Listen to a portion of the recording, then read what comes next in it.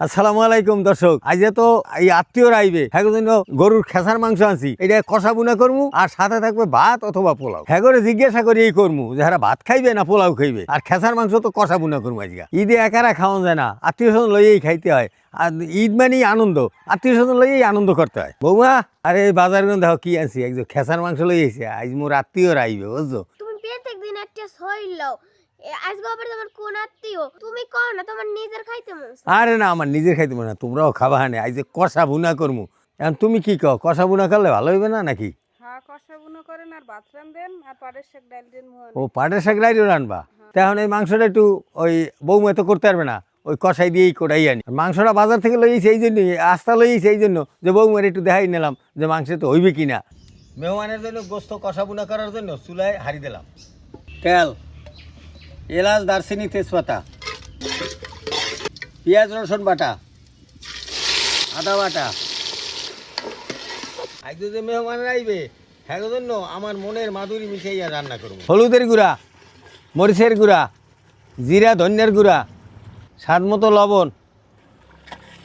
এখন দিয়ে দেবো কয়টা কাঁচামরিচ। মশলা কষানো হয়েছে, এখন দিয়ে দেবো গোস্ত।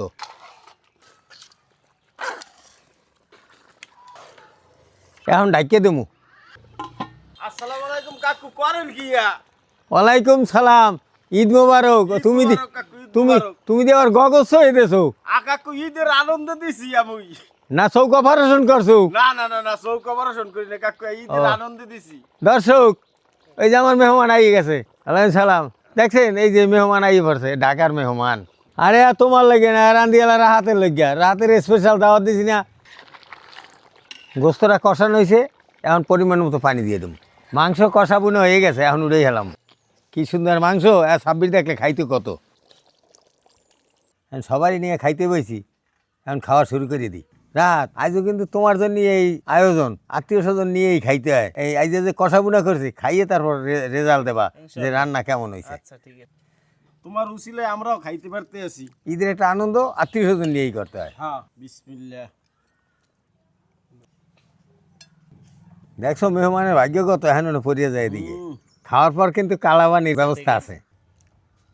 বিসমিল্লাহ। বিসমিল্লাহ।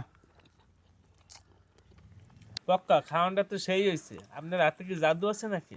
তোমার দাওয়াত দিছি না, তে রান্না তো আমিও ভালো হওয়া না, দরকার। এত জায়গায় খাইলাম এত মজা লাগে নাই। কথাই কয় না, খালি খাইতেই আছো। কাকুরাতের রান্না একবার খাইলে আর একবার খাইতে মন চাইবে। কি রুবেল, কি কও, আমার জামাই তো কিছুই কয় না। না, খুব সুন্দর হয়েছে।